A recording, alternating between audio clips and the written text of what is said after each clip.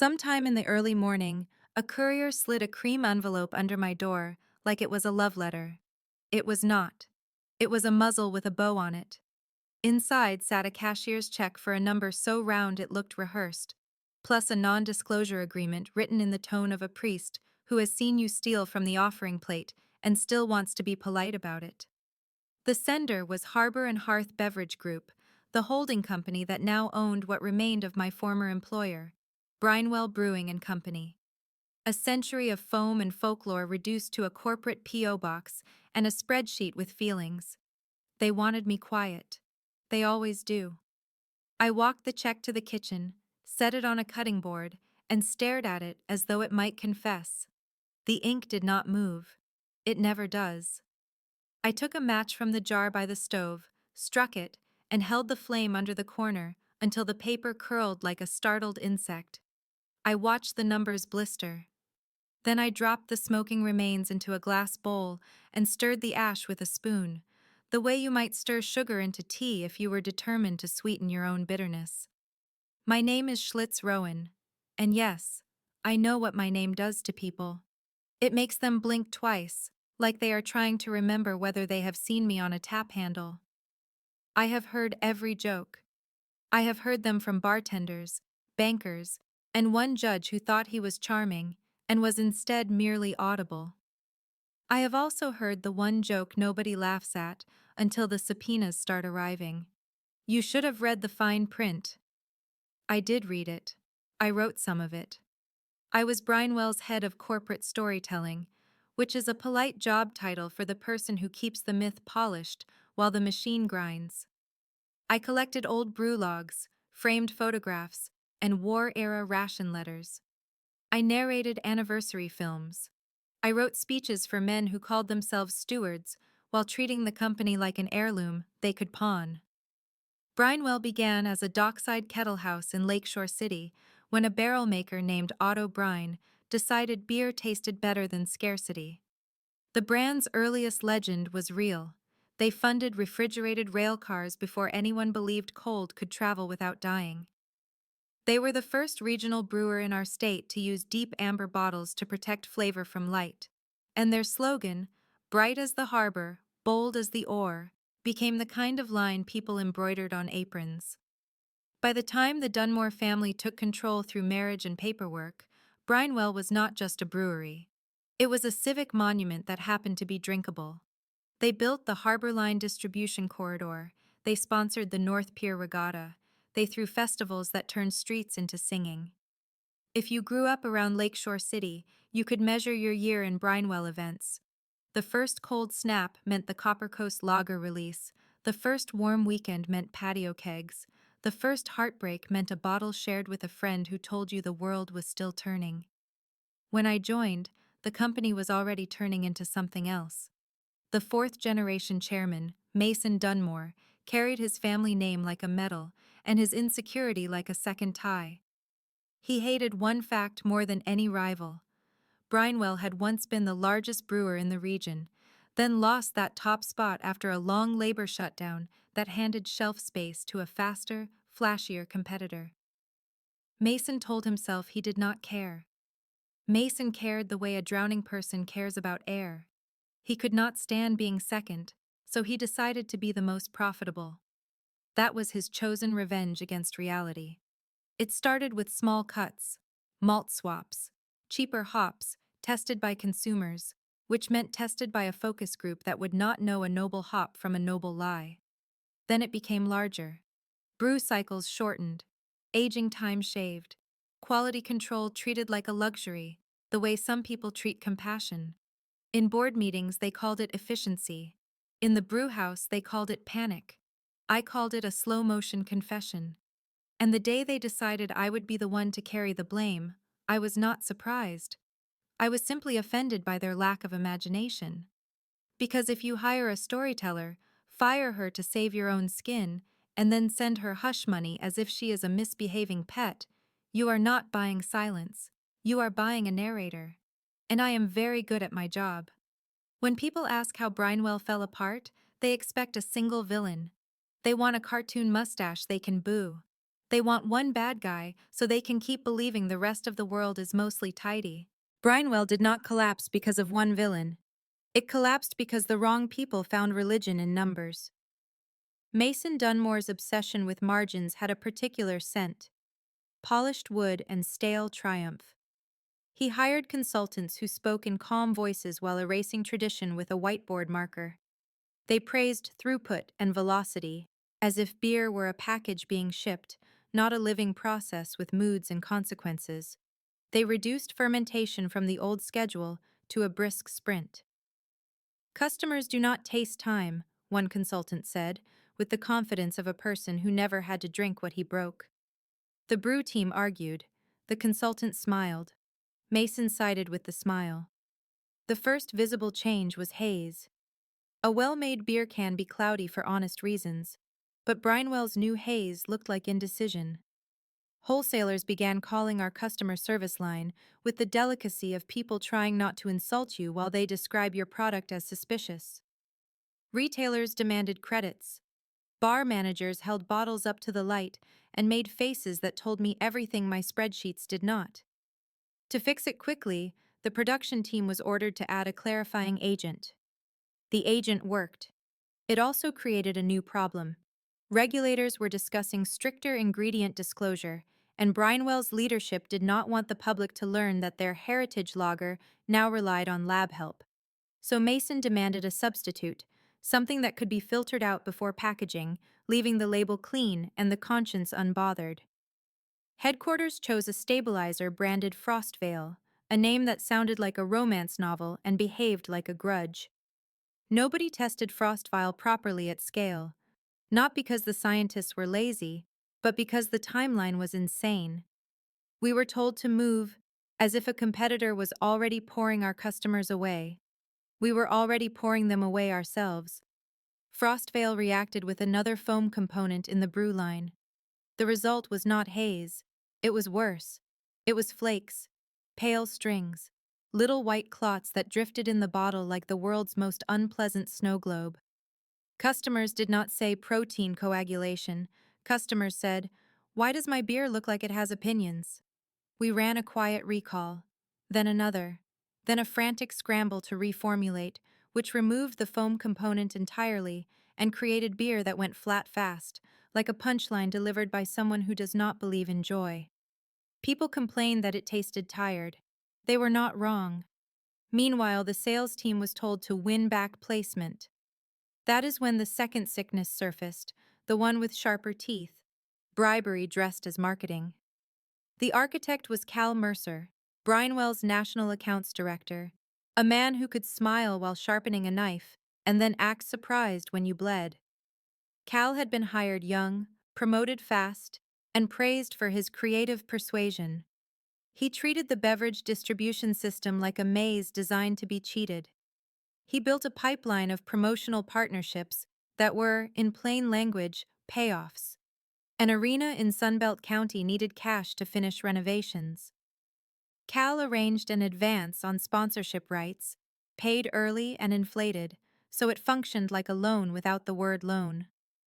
A major transit hub suddenly found Brinewell products pushed to the front when a concession operator received consulting fees through an agency that existed mostly on paper. Nightclub owners received free renovations billed as brand activations. The invoices were immaculate. The ethics were not. I sat in meetings and watched the paperwork get blessed. The phrase, "everyone does it," was served like a sacrament. I warned our legal department that "everyone does it" is not a defense, it is a group confession. They nodded politely and told me to stay in my lane. My lane, apparently, was polishing the myth while the engine leaked oil. When the first whistleblower report landed on the desk of a junior federal investigator, Brinewell's leadership made the worst decision a guilty organization can make. They became arrogant. They believed their document retention policy would protect them. They believed their charisma would confuse prosecutors. They believed their own legend. They invited the investigator to headquarters, gave him a visitor badge, and let him wander. That investigator opened a drawer. He found the letters Cal could not bear to destroy because Cal thought his schemes were art. That is how the dominoes began to lean. And that is when Mason decided he needed a scapegoat who could be fired cleanly, blamed publicly, and sacrificed with theatrical seriousness. He chose me. Because in a company built on inheritance, the easiest person to throw overboard is the one who actually understands the ship. They fired me on a morning that felt too bright, as if the sun itself were mocking the situation. I was called to the executive floor for a quick alignment conversation, which is corporate dialect for, "We want witnesses to see you walk in." The conference room was staged, a water carafe, a notepad, a pen nobody had touched, and three executives sitting with the posture of people who had rehearsed compassion in front of a mirror. Mason Dunmore did not attend. He never attended the messy parts. Mason preferred to remain myth-adjacent. Instead, his hand-picked interim president, Derek Lorne, delivered the news with a voice meant for bedtime stories. He slid a document toward me. Termination for cause. Reputational risk. Mismanagement of brand communications. Then he pushed a severance offer across the table, contingent on my signature under a non-disclosure agreement. The amount was large enough to impress a neighbor and small enough to insult my intelligence. It was not compensation. It was hush money with nicer typography. I tore the agreement in half, then in quarters, then into strips thin enough to resemble confetti at a parade nobody should celebrate. I dropped the pieces into Derek's wastebasket. He blinked. He tried for calm. "There is a second option," he said. "A smaller package, no paperwork." I leaned back and smiled. "That is not an option," I said. "That is a threat in casual clothing." They escorted me out as if I might steal a chandelier. Before I reached the elevator, my phone buzzed with messages. A reporter from the Lakeshore Ledger asked for comment on the communications chief removed amid federal inquiry. A national business outlet had already posted a headline implying I had masterminded the bribery. It was almost impressive, the speed of the smear. Almost. Brinewell's leadership had called the press before I had cleared the building. They were not merely firing me. They were branding me as the fire so they could pretend they were the firefighters. I went home and did what I always do when reality turns absurd.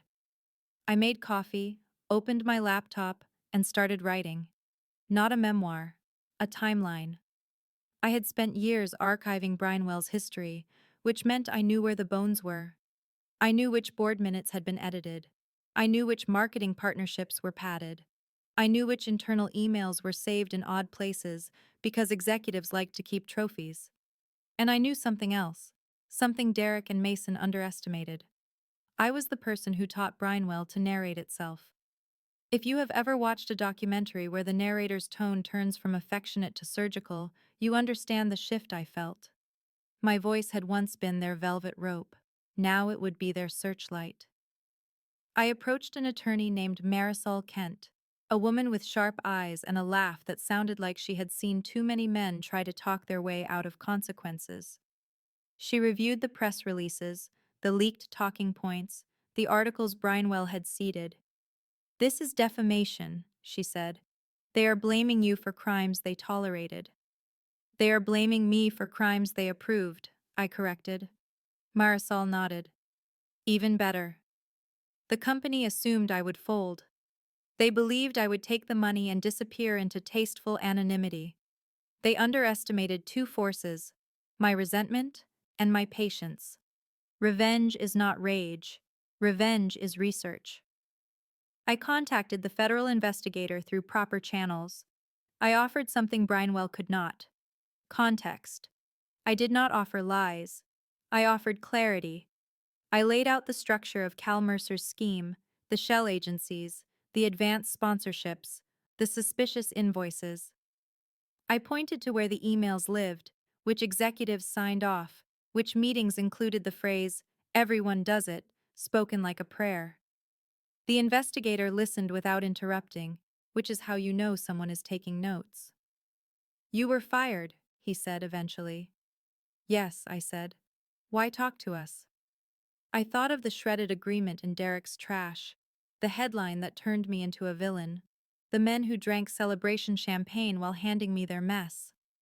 Because they tried to buy my silence, I said, and I have never liked being told what to do. The investigator asked if I would testify if needed. I smiled again, the kind of smile that is polite only on the surface. I will, I said, and I will do it with excellent diction.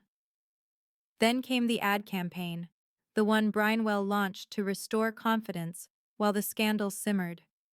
It was called Prove Your Grit, and it was about to become the joke that finally turned Brinewell into a public punchline. Corporate collapse has a soundtrack. It starts with boardroom murmurs and ends with forklifts in the dark. Somewhere in the middle, there is always a moment when leadership tries to outshout consequences. Brinewell's moment arrived in the form of an advertising blitz. They hired Candlewick and Crow, a famous agency known for rugged cinematic campaigns. Candlewick sold them a story. Brinewell was not failing. Brinewell was tough. The public did not need apologies. The public needed a challenge. The campaign slogan, "Prove Your Grit," landed like a fist on a table. The commercials featured exaggerated masculinity, because executives often think masculinity is a substitute for credibility. A boxer stared down a bartender who suggested a different beer. A fisherman squinted at the camera as if daring viewers to doubt him. A construction foreman stepped close to a coworker and asked, too softly, what he was drinking. The tone was meant to be playful. It came off as threatening. Viewers were not charmed. They were unsettled. Late-night hosts turned the ads into punchlines. Social media, which Brinewell's leadership still treated like a teenage phase, turned the slogan into a meme. Prove your grit, drink Brinewell, or else. Candlewick was fired within weeks, and Brinewell's executives acted shocked that an audience does not enjoy being bullied into affection. While they flailed in public, the legal reality tightened. The investigators' findings spread like ink in water. A grand jury convened. Subpoenas flew. Cal Mercer tried to retreat into silence, but silence is not a bunker when the paper trail has your handwriting. Brinewell's leadership attempted the oldest corporate magic trick: sacrifice a few people and call it accountability. They fired Cal. They fired 2 regional sales directors. They issued a statement about isolated misconduct. Then they tried to keep me out of the narrative by labeling me a former employee with personal grievances. That line still makes me laugh, as if grievances are not sometimes evidence. Marisol filed my lawsuit. Defamation, wrongful termination framed as reputational cleanup, damages for career sabotage. Brinewell's attorneys responded with theatrical patience, the way people do when they assume they own time. They did not. During discovery, we obtained internal communications that made my jaw ache from clenching. There were emails discussing containing Schlitz, as if I were a spill. There were drafts of press statements that explicitly linked my role to the bribery scheme, even though executives knew Cal ran it. There were meeting notes where Derek Lorne acknowledged that firing me would signal decisiveness. Decisiveness is easy when you decide to ruin someone else. Then came the hearing where I was asked, under oath, why I had refused the severance. I did not refuse severance, I said. I refused to sign a document that required me to pretend I deserved what they did. Brinewell's attorney tried to paint me as vindictive. He asked if I enjoyed watching the company suffer. I held his gaze and chose my words carefully, because revenge is best served in complete sentences. I do not enjoy suffering, I said. I enjoy accuracy. The federal case progressed in parallel.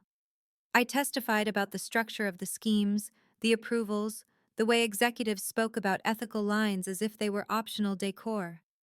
Cal Mercer, facing real consequences, tried to bargain.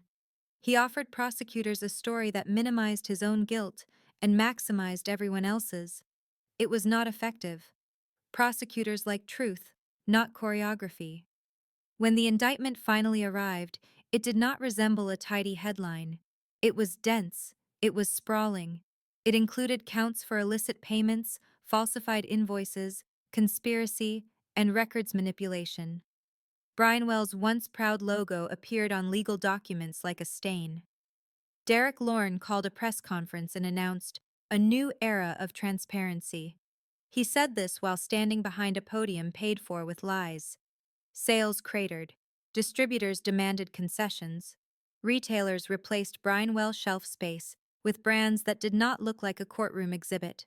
The company tried yet another reformulation, another return to tradition, another promise that the beer was back. Customers have a talent executives lack. They remember. Then came the day Marisol called me, sometime in the late afternoon, with a sound in her voice I had been waiting for. "They want to settle," she said. "How much?" I asked. "A lot more than the hush check," she said, "and they want confidentiality." I looked at the ash bowl on my kitchen shelf, still there like a small monument. "No," I said.